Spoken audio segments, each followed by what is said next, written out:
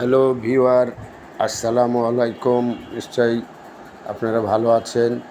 একটু ঠান্ডা আবহাওয়া, যার জন্যে ভালো থাকার কথা। তাপদাহ অনেকটা কমে গেছে।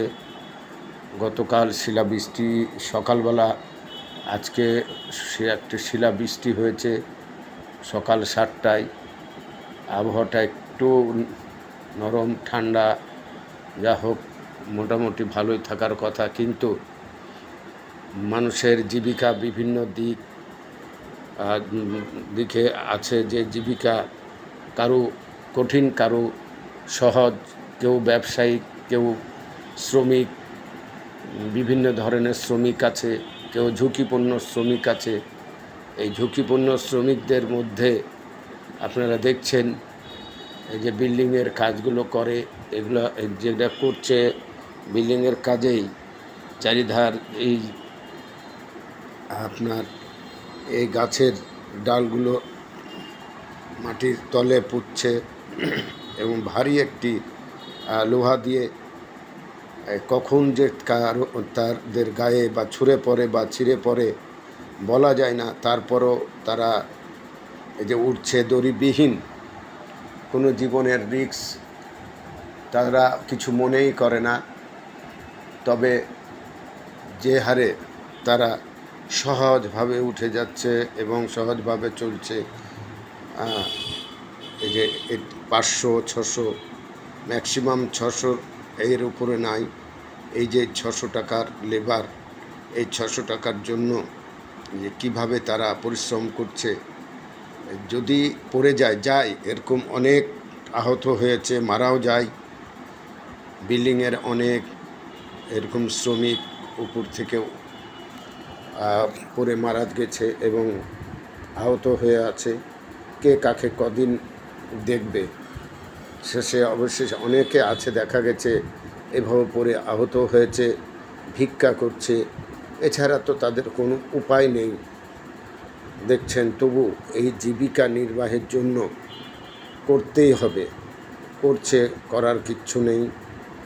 এই সব জীবিকার শ্রমিকগুলো, তাদেরকে জিজ্ঞেস করে দেখেছি, বলেছে আমাদের অভ্যাস হয়ে গেছে এই উঠে, এখন তারপরে তো করার কিছু নাই।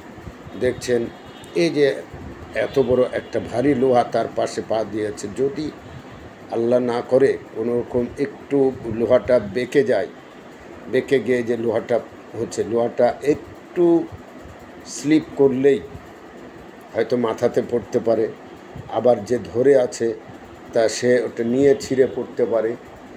এই যে একটা বিরাট একটা ঝুঁকি আসলে আমরা এখানে দেখছি। কিন্তু তাদের যদিও অভ্যাস হয়ে গেছে, কিন্তু ঝুঁকি তো একটা থেকেই যায়। এই ঝুঁকিটা, যে ঝুঁকিটা নিয়ে হয়তো কাজ করছে, পরবর্তীতে যদি কিছু হয় কে দেখবে? দেখার কিন্তু কেউ নেই।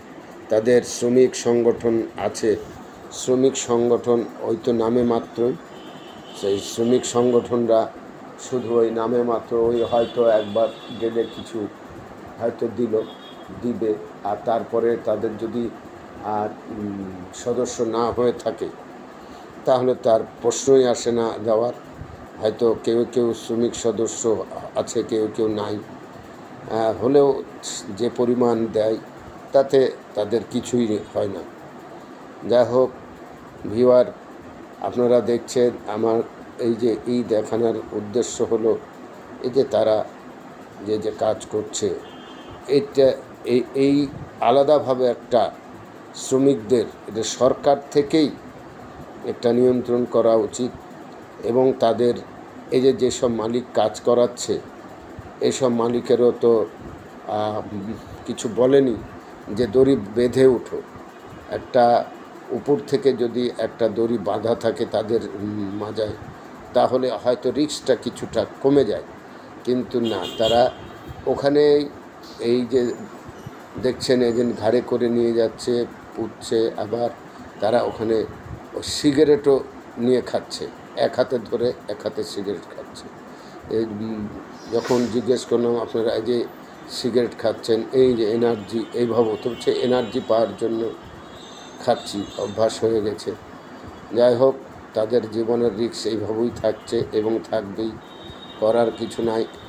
শুধু এটি হলো বাংলাদেশে বেশি, ভারতও আছে, পাকিস্তানেও আছে, কিন্তু অন্যান্য দেশে এইভাবেও সরাসরি এইভাবেও প্রোটেকশান নাই, যার ফলে আমাদের আসলে যতই উন্নয়নশীল দেশ হোক, এসব চিন্তাভাবনা ততটা আমাদের সরকার করে না, যে এইসব শ্রমিকগুলো আসলে যে আমরা অবহেলাই করে থাকি। তাছাড়া আর কি, তো খোদা হাফেজ।